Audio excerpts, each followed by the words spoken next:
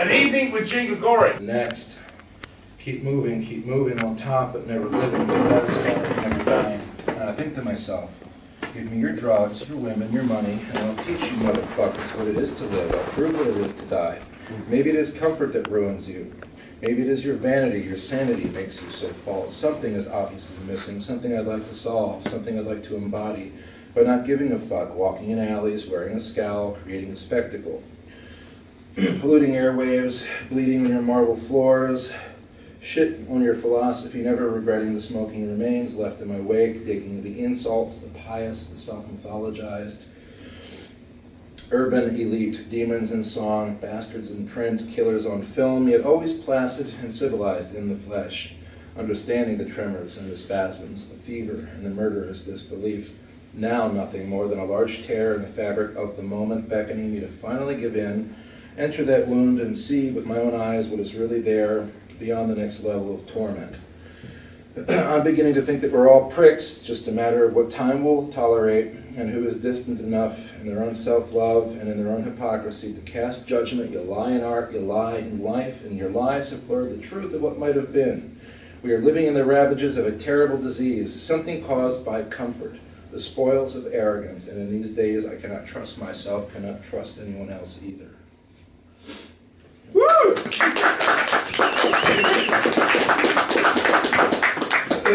Right, here it is, the fan letter. I have a cold. It's Richard's fault. Sharing.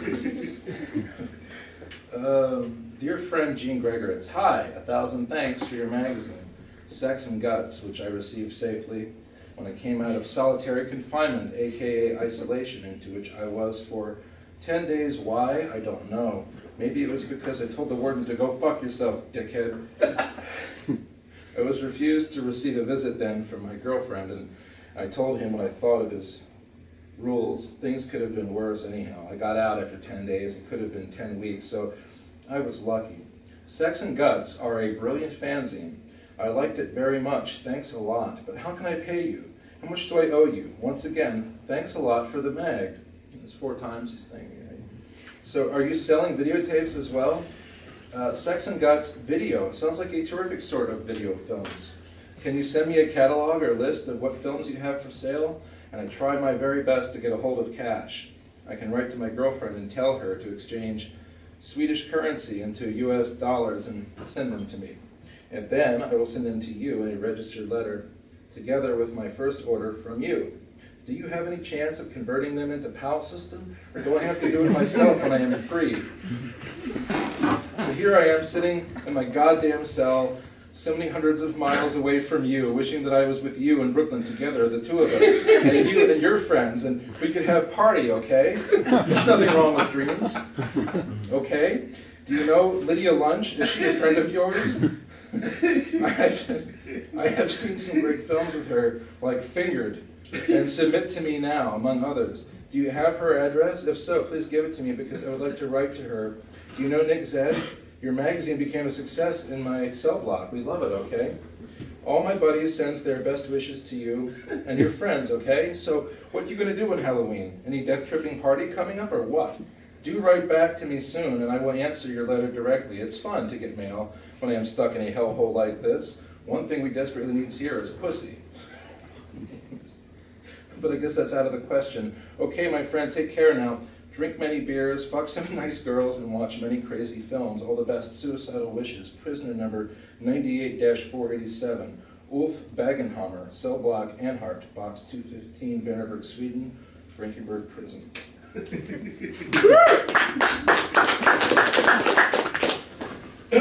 I call Sarah from Central Booking, downtown Baltimore. I knew they'd be monstrous, malefic swine. I knew the place would be rough and befouled. My friend Matt Crosby says to me many times, Gene, you do not want to go to Central Booking, trust me. I am held in a tiny closet after being accosted by 4 plainclothes Baltimore police officers on Greenmount Avenue. Hey officer, that ain't my beer, you can't prove shit, I said. And it was as if they mistook my Budweiser for a semi-automatic rifle. 5 minutes later, sandwiched between two of these arrogant cops in the back seat of the unmarked car. "You got a record?" I said, "Yeah, it's called Heartbreak Hotel. You got a turntable? We'll grab a six-pack and I'll play it for you." One of the cops is an attractive female. She grabs me by the hair and gives me a retinal burn. Her breath stinks. "Answer my partner, dumb shit," she says. "Yeah, I got a record. I got a record in New York, got one in Detroit, got one in Los Angeles." "What did you pull in Detroit?" says the driver, already obvious to me as the worst of the bunch. "Assault and battery of a police officer," I said, my fake now a lake of shimmering contentment. The female officer, a white woman with great tits, she slams my head into the window and says, "Shut your fucking mouth, idiot." "So you grabbed me for a bottle," I said. "I called you 3 months ago about pit bulls running loose in my yard, scaring the shit out of me and my cat. You can't even get the address right. Maybe I should have stood out front with a Budweiser." I get smacked again by the officer. "Shut the hell up. Hey, Gregson, you believe this guy?" The driver chuckled. "Are you the one that they laughed out of court and tried to have a pit bull put down last month?" "Yeah, that's me." "Killed your cat, huh?" "That's right." Fucking cunt of a cop laughs, fucking cunt of a cop meows, all the way back to the holding station. The other three remain silent, even they know that he's bad police, bad people. I am held in a tiny airless closet, 10 by 3, for many hours without water or a toilet. I'm in there with Donald the crackhead, who looks like the Canadian actor Elias Codius, and Buzzy the dope fiend who dropped dead from the heat and from his drugs right there in front of me. Buzzy's pants fell down before he did, and in that blood-smeared, piss-reeking concrete chamber, hands scraped, swollen blue, wrists rubbed bloody raw, and plastic slip ties pulled ferociously tight on our wrists. We are down on our hands and knees, Donald and I, each man facing away from the sick man, trying to pull him up with our hands behind our backs. The cops are watching through a small window in the door, and they're laughing at us. "What the hell are you knuckleheads trying to do to that guy?" "Hey, Fred, I think we got a couple of weirdos in here." Within 1 hour, they dragged Buzzy out and set his body on a bench. 10 minutes later, paramedics pronounced him dead. I was laughing the whole time, certain that it was a prank. When I realized that the man was truly dead, I kept laughing, not wanting to have been wrong, not wanting to appear embarrassed. The paramedics left, and Donald and I were led out by a fat cop who threatened to bust my lips if I didn't take my eyes off of him. And into the cramped, double-sided mobile cell inside a police truck, which had been left idling outside. The sun was starting to set in Baltimore, the June heat in East Baltimore, blasting air hammers and bird calls, a memory of Detective Sergeant Catkiller resounding sharply in my mind in a cloud of Sarah, sweat-soaked, crazed with thirst. The truck shook, farted, twisted out of the wretched precinct house's parking lot, and we were hung on opposite sides, Donald and I, staring at each other through the metal gridiron painted white, a couple of Class A fuck-ups, two self-pitying morons hung like old scarecrows on the way out to Central. The truck stopped to pick up a handful of parole violators. They were black and angry, petulant, indignant, young, dangerous. Two of them sneered at me from the opposing side, probably wondering if we were homos or child molesters or crackheads or all three. Hood rat number 3 is sitting right next to me, smashed into the truck. His legs are like mine, much too long to sit comfortably in his torture chamber on wheels. He roars with pain while forcing his right hand out of the slip tie, bleeding onto my right leg, cursing a blue streak. "Faggot pig motherfuckers," he says. "Ain't done a goddamn thing." I noticed the skin loss on his wrist, but he didn't seem to, shaking his head, bent forward like he was straining at stool or praying his mantra, "Shit, shit, shit, shit," while removing from his back pocket a half dozen or so Vicodin tablets. He looks all the world like Andre Benjamin from Outcast. I nudged him with my shoulder and said, "Hey man, give me some of those. You can't take them all yourself, and they're only going to confiscate it once we get to Central." "I ain't giving you shit. Fuck your white ass," he says. All right. He was silent for a while. Donald was crying, but without noise. Something about his daughter for a minute. I didn't catch it. Then he went quiet again. "Yeah, okay," says the young black, dropping a half dozen Vicodins into my hand. I swallow them dry, wretched from the bitterness, high as a kite within 3 minutes. Donald chuckled, gazing at me with what might have been fondness or relief. The best thing you can give a man who's lost everything is laughter. "Welcome to hell" is the ragged inscription that greets you at the door of Central Booking. Now, I've been in enough police trouble in my life to have learned that you always stay blissfully calm during the booking process at a particularly uncivilized jailhouse. It's not terribly unlike the dying process. You hopscotch mindlessly from denial to bargaining, maybe a little bit of anger, and then you reach the end of the line, a little town called acceptance. By the time that sets in, you are in desperate need of water and a piss. The need helps. All things flow according to the whims of the great magnet, Hunter Thompson said, and that's true even when you're in custody. The cops know that. That's why they do a bit of sightseeing in a goddamn truck. They never take a direct route from the small tank to the large one, or from the scene to the zoo. You need time back there to think, to accept. So there we are, Donald and I, in one of the most hellaciously violent, crack and heroin-ravaged cities in America. And welcome to hell doesn't have its naturally intended effect on either of us. We've seen far worse in rooms with women in the wee hours and dark hours without a net, without a chance. At least these tough-talking Baltimore pigs will eventually have to feed us. Sometimes you just ache for a relationship to be simple, oftentimes without even realizing it. Me and the cops, we understand each other perfectly. It's not like the way it is with me and Sarah. No, this is not like that at all. But of course, it is hell, and I'm being detained on a bogus charge and fully expect to be released within 24 hours. Laugh at the brutes, sneer at the scum, piss on the animals. I'm just a tourist. So what if I have to take shit from yo-boys and gangbangers? So what if I am physically shoved into an overcrowded drunk tank rife with piss and blood and flatulence? Dehumanizing though it is, I can keep my smile. Jail could never reduce me to tears. With Sarah, I weep every fucking night. Jailhouse banter, or more specifically drunk tank banter, is some kind of revelation. It really does move and soften. Oh, I hope you don't mind. It really does move and soften, galvanize, and fascinate me to be in the company of murderers and thieves and run-of-the-mill fuck-ups like myself, to see us reduced to a common level of whiny little boys, uncontrollably vindictive towards themselves and their world, at mother and at father, at their children, and at their former captors, wives especially. Nothing but denial and unliberated feelings of terror and shame, a delicate balance, a difficult recipe never once tasted by any of our beleaguered enamorados, who have grown tired of us little boys, tired of my booze and fuck-ass poetry and romance babble and movie addiction and dead-end jobs, and they with their guns and their street game shuck and jive, their infantile violence and lousy diets, and all of us now, seen as we truly are, sad and frightened and hungry and heartbroken, most assuredly ruined by now. And I can see myself in them, and I try to remind myself of two things I can use to keep myself out of jail and out of bars. This very piece, and its subject, of course, Sarah. I am lying in urine beside an unwashed steel commode after having my arms jabbed with needles for blood tests, AIDS samples, God knows what else they want to know. They get it, because this cell is meant to house 5, but there must be at least 20 of us in here. It really gets them off, I said, to leave all this blood lying around for us to look at. Like we're a bunch of fucking babies, like we need to be scared straight. Someone says, what, you think they leave the cells dirty on purpose? I said, don't you? They're some rough-ass police, that's what I know. Of course they leave the blood, I tell them. Cops have to be rough, especially in a big murder town, but there's a difference between being a rough bastard and being a goddamn sadist. Scared straight, yo, comes a voice from somewhere within that clusterfuck of beaten and drug-battered men, that swirling morass of police brutality, scars, contempt, and unchecked misogyny.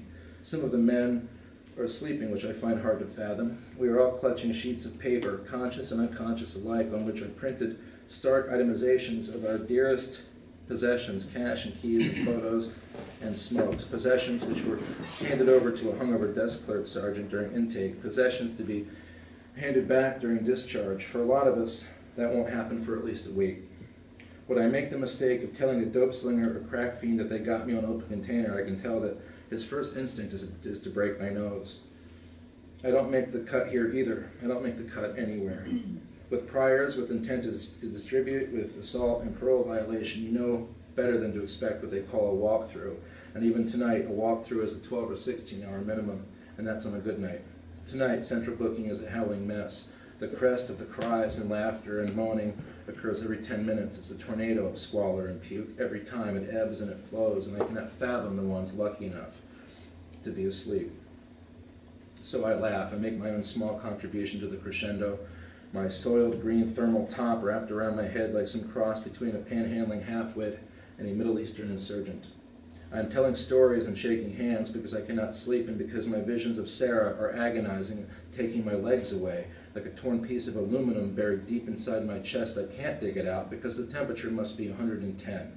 The men are now perturbed by the condition of my arms and chest. They are less than eloquent about it. Fuck, dude, what happened to you? I've torn pieces off the blank half of my property sheet and inserted them into my nostrils. The smell of piss and shit have become a physical presence in this room. It slaps your honker like a wet towel, and I'm trying to block it out. The talk comes in fits and starts. Everyone wants to share verbatim the insults which his arresting officer was pelted with on the way to the station. It gets quiet when the festive mood is ruined by a self-pitying Pakistani dentist who might have once been handsome, not yet old enough for the edge to be taken off his memories of 10 rent boy, 12-gram nights at his Corvette and top-of-the-line stainless steel refrigerator. Arrogant tooth fairy and greedy cokehead Ahmed says, "Fucking crack, man, not worth it, not fucking worth it." He's too dramatic, we all laugh at him.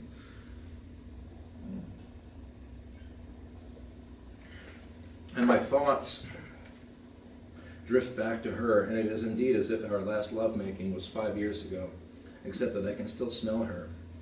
And I speak briefly of her beautiful face. I confide that I always got a chuckle out of licking strawberry cheesecake Ben & Jerry's ice cream from her ass. I gibber mindlessly to the philandering ne'er-do-wells that I would stay awake all night watching her sleep, stealing the scent of her breath while she floated around in Neverland, probably dreaming of a ski instructor or some tribal tattooed testosterone junkie with a Jaguar and his father's law firm to cruise with. But none of these men have any comments.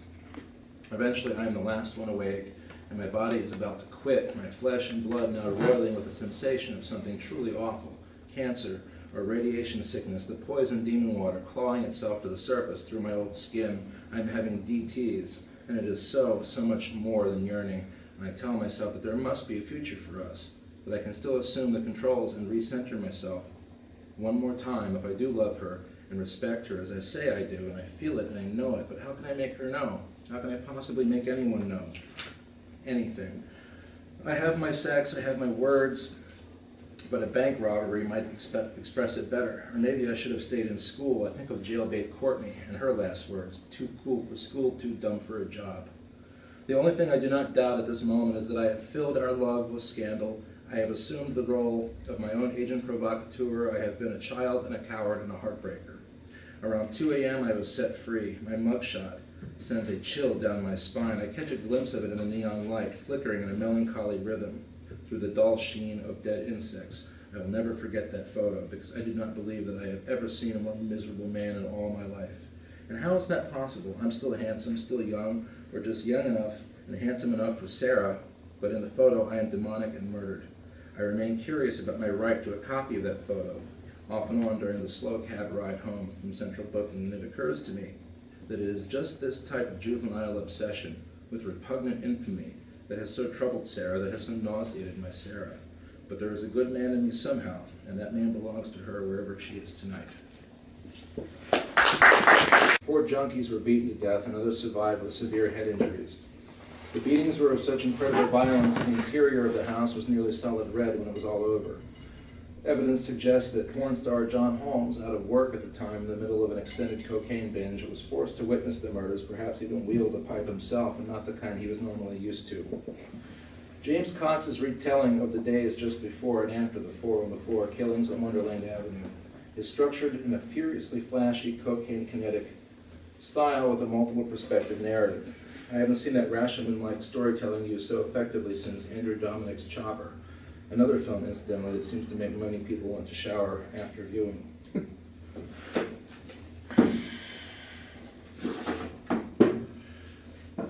The unrestrained editing works for Wonderland, like that amazing sequence in Goodfellas where Ray Liotta, engulfed in coke paranoia, is tailed by the cops overhead in a helicopter. The look Cox gives his film is dizzyingly, nauseatingly, narcotically accurate. If you've never been toxically insane in the brutal California sunshine, you'll know exactly what it's really like by the end of Wonderland. The combination of too much coke and way too much sun produces an effect that leaves one feeling naked and lost, because Los Angeles can be overwhelming in its surreality, even when stone cold sober. Almost like seeing the streets through overlit low-grade video, which is precisely Cox's approach here. Val Kilmer as Holmes cannot be faulted for simply being too handsome to play the tragic sleazebag. His behavior is so appalling, his magnetism so utterly negative, that I did not find myself in a conscious effort to suspend disbelief. He does, Holmes, with the same swagger that he did Jim Morrison with over 10 years ago. It's a calculating and captivating performance, maybe even his best. Because Holmes was so low, if not lower, than the people whose lives were taken on that day in 1981, you don't want to feel pity for him. In fact, one of the most recurring complaints other critics have had with Wonderland is that the film has no sympathetic characters. Critics often are emotional cowards, unwilling to find virtue in any film about violent, racist, or sociopathic characters. Films are sometimes judged based on their subject matter, and a film that does not shirk from its own subjects out of discomfort will be, most likely, discomforting. And appropriately, Wonderland is never anything but unpleasant. The actual murders themselves are shown, and I was shocked to find myself a guy who has seen it all, watching through my fingers. Ugliness doesn't render a film invalid, hypocritical, and moral persuasion, and Frank Darabont-style pandering do.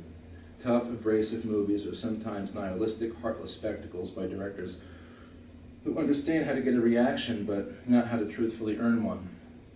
Requiem for a Dream is an example of that. Repugnantly shallow and hilariously button-pushing, it lacked any discernible warmth. Harry and Marion are far from villains in that film, they're just unlucky dope fiends. So where does that film's meanness fit in? It doesn't, and in this, it is evident that Aronofsky had lacked all human depth. There are, however, other people, such as Lynn Ramsey, Paul Schrader, Buddy Giovinazzo, who make these types of films and have a deeper understanding of human reality, and are prepared to take you the whole distance without stooping to petty shock value. It's a very fine line. Mostly Wonderland toes the right side of that line, and at its most difficult moments, it stands right in the middle like a tightrope act. These moments make it a hard call to make, but on the director's part, it was a ballsy fucking move. It's mean as hell, but no meaner than the people it portrays, and yet there is genuine feeling. The way I see it, it's precisely that kind of courage that makes a work of art valid in the first place. Are protagonists necessary in any film? I guess in Hollywood films they are, but Wonderland could never be considered a Hollywood film except in the sense that it's a film that is honest and direct and dedicated to a depiction of the real Hollywood on a, pardon the term, hardcore level. Tinseltown is as filthy and as dangerous today as it was in 1981, but not in the same ways. According to Southern California news reports, the air is cleaner now, but I'm not even sure I believe that. The fact remains that it is easier to slip in Los Angeles than in most places. Those banana peels and other seductive forms are as common as the town's deranged beggars. And if you have a tendency to attract danger, you'll get more than you can handle without trying very hard. It is a true Sodom and Gomorrah town built for desperate people with desperate dreams. Worse even than New York, it offers a million ways to commit suicide, from drugs to the emotional deadness that pervades its every billboard and tourist trap. Nothing exists, and if you're a lower class hopeful, if you're not rich, if you're too desperate or not desperate enough, then neither do you. John Holmes is dead, but the rat race continues without him, without the others who fell as hard or harder. The new may do the death trip, squeaky clean and careering, while the old, their HIV and hepatitis C infected doom trailing behind them and fading quickly in the late afternoon light up and down Hollywood Boulevard, remember the Whiskey A Go-Go and the Firefly. They remember hair metal and motorcycles and porno, and perhaps they remember Wonderland. Holmes' life was a wreck, and he wrecked the lives of so many he touched, including the violent and despicable Wonderland gang. When he learned that he had contracted the AIDS virus in the mid-'80s after making untold numbers of gay films, after he had sunk low enough to no longer care, Holmes continued working. He told no one. The number of other human beings who lost their lives as a result of sex with John Holmes remains a mystery, as does the extent of his involvement in those 4 murders. His story was an extreme one, but not so extreme that we can't relate to his torment, nor should we find difficulty in feeling compassion for the many other people, scumbags or not. There are no angels, that Hollywood has snuffed out with its dark romance and its dope, its million-dollar makeovers, and insidiously smiling thieves, because the worst will be brought out in anyone when life gets too good, and Wonderland gets it all perfectly. Without a doubt, it's the best film I saw this year in a theater, blah, blah, blah.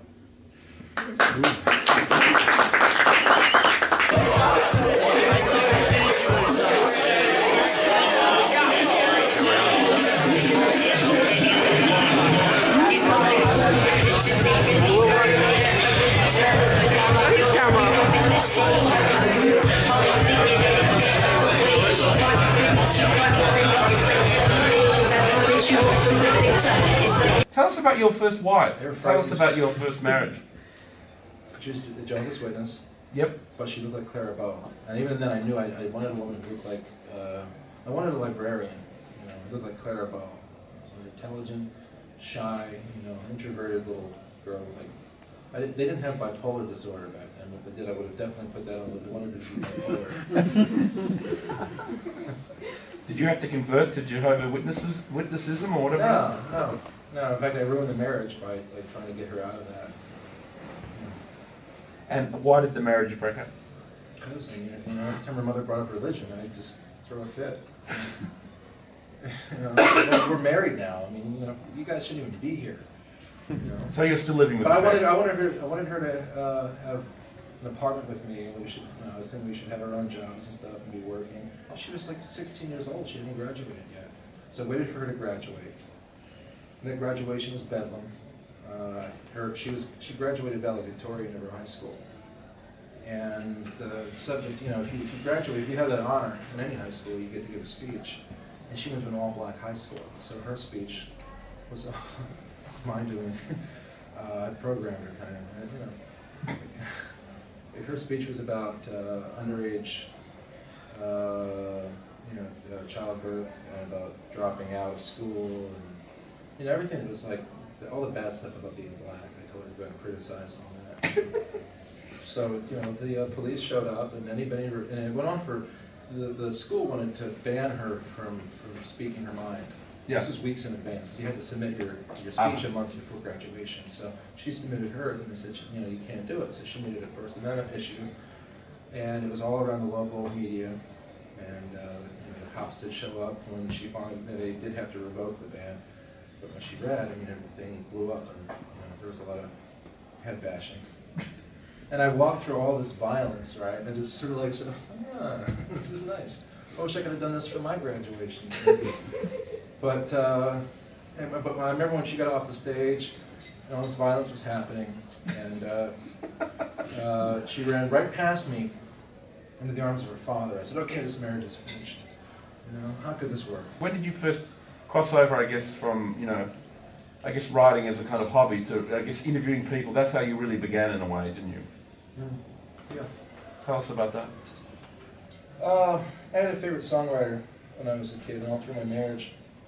A guy named Steve Wynn. He was the founder of a band called Dream Syndicate, which came out of the LA punk scene. Their first record came out in 1981. It was kind of like a Velvet Underground rip-off record. It was a really good one. And so I'd studied his records and his songs, and I convinced him to meet with me in the basement of a club where he was performing in New York. I took a bus to New York and sat down and talked to the guy. And I was using a shitty recorder, and the interview was a mess. I didn't know what I was talking about, but I still made it home from the whole thing. I thought like I would just, spontaneously combust out of embarrassment, if I ever attempted something like this. But I did make it home. I got the tape.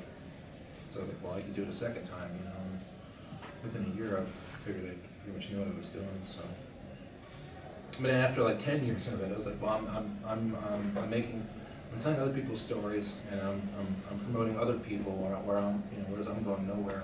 So about 10 years ago, you changed your style a bit. You again, in a sense, you were kind of almost documenting the scene in a way someone like Vale from Research had done. But then you kind of changed tact a bit. Tell us about the change. Change in journalism, or the change in your writing style. You began to write about yourself. You began to write. Yeah, I was like, I've told everyone else's story. It's time for me to focus on this. As I already I'd survived Harrisburg, and I'd survived Detroit and Baltimore. I'd survived, Lydia Lunch and LA and all that stuff. LA was really, really fucking bad for me. What was it like dating Lydia Lunch?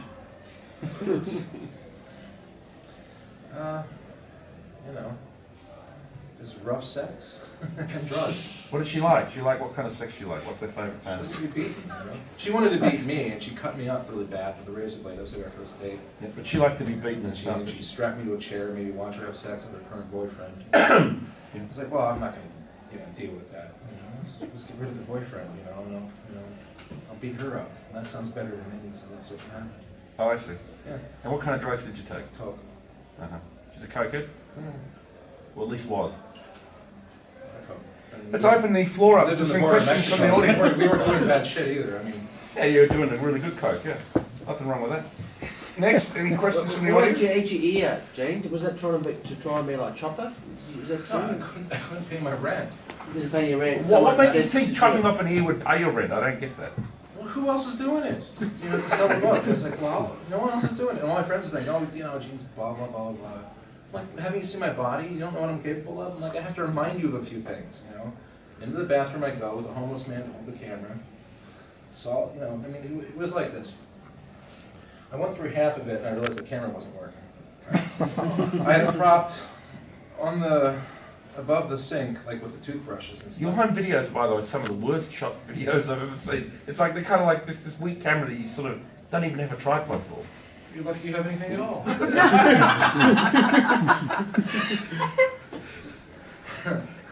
But I got the homeless guy, you know, to finally hold it. It was already half chopped off, so he got to film me going through the rest of it. And it's like in the movie Chopper, where it kind of like drops down and there's like a fatty part, and you have to go through that off, you know. It's great. How drunk were you when you did that? Very. Did I you was take him to pissed meet off. Chopper last week, Rich, or not? No, we haven't actually got to meet Uncle Chop Chop, but he was actually a former head of the jury, I think from 2003. So So you have two there you things go, in you're occupying the same seat as the once great Chopper. Michael, have you got something to ask? Oh, I was going to ask about the chopper. Chopper Ask stuff. something else then, mate. Come on, you've got a You good can watch the brain. video, it's up there. For Tell all us, to see. tell us about your mag. What, Sex and Guts? Yeah. Well, I had been doing I did what was, I think, the only Sex Pistols fanzine that was published in the 90s in America. And I'm like, well, I'm still living with my mother, you know, and it kind of turned into a rip-off of Answer Me with like the husband and wife team ranting around. Oh, yeah, it's like, I was aware of this, it's stupid. And then when we got divorced, I'm like, there's no point in the Sex Pistols obsession. I felt like I was getting too old, you know, for Sex Pistols obsession. And I had to come up with something that was more broad, so I decided to cover, you know, all B movies, you know, all rock and roll, and underground literature. So Sex and Guts was sort of the umbrella project where I just do whatever I want. You began to get interested in cinema. What began to interest you? I guess you started a bit more in rock and roll. What began to interest you in cinema and film? My mother took me to movies from the time I was born. She took me to see An Officer and a Gentleman when I was like 4 years old, and still to this day one of my favorite movies. One of my favorite Hollywood movies, anyway.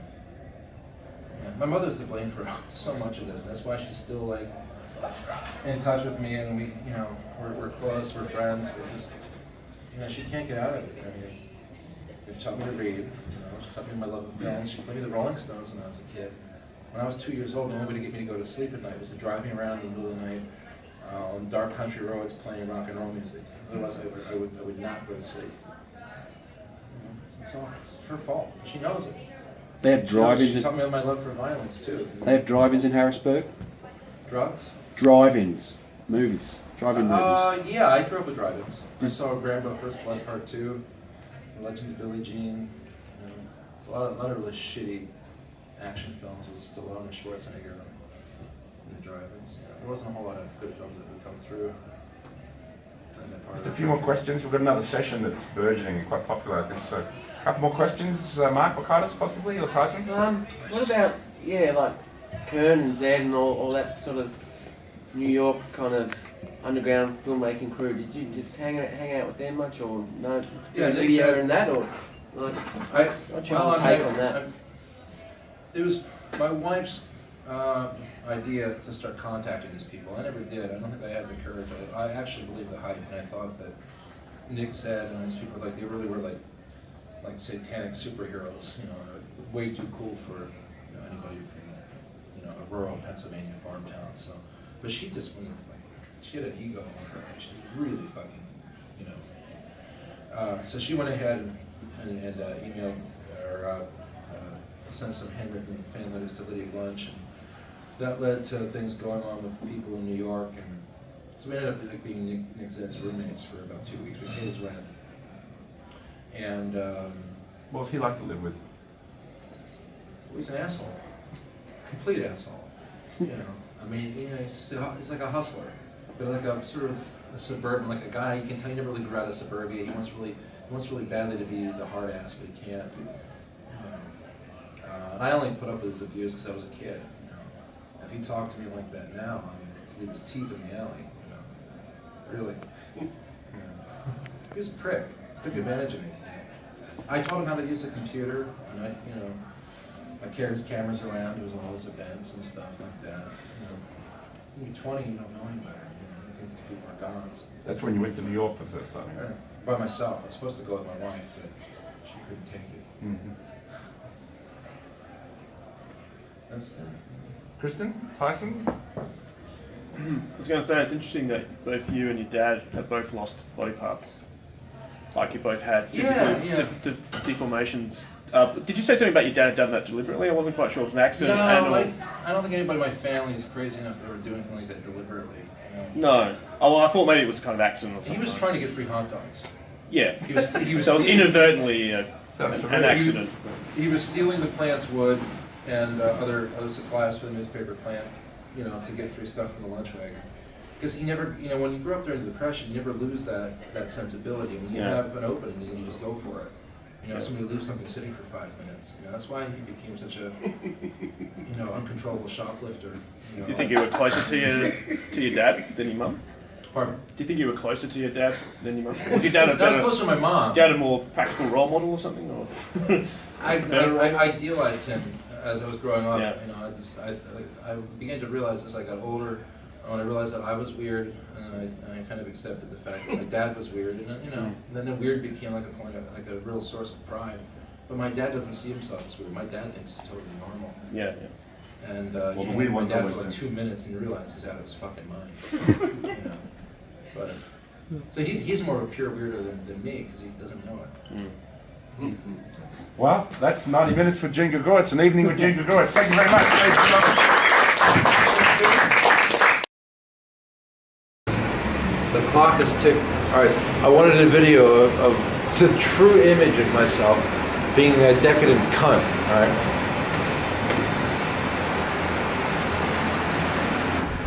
Motherfucker. So being a decadent cunt is being a greedy cunt.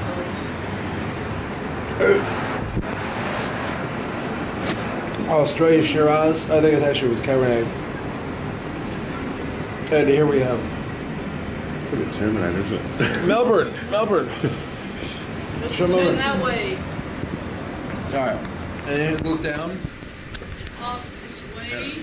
And I don't even like being this tall. Okay, here we.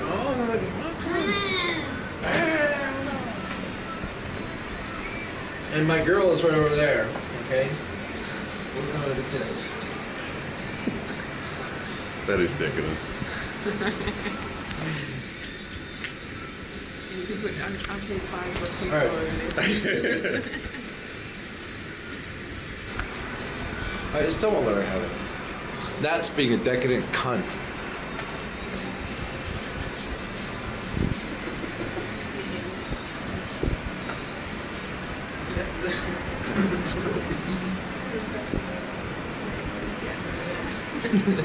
Decadent cunt.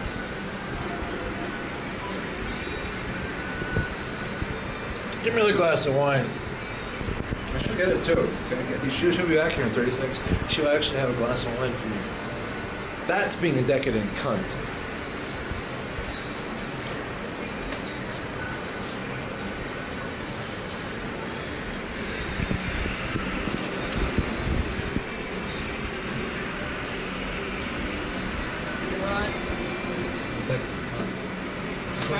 I'm terrible. I'm a fucking idiot. Yes, all right. Put me in the egg.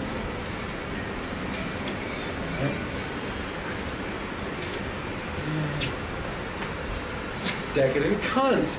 You see? It's Melbourne right there. I'm a fucking dishwasher. I make $4.35 an hour. All right? Decadent cunt.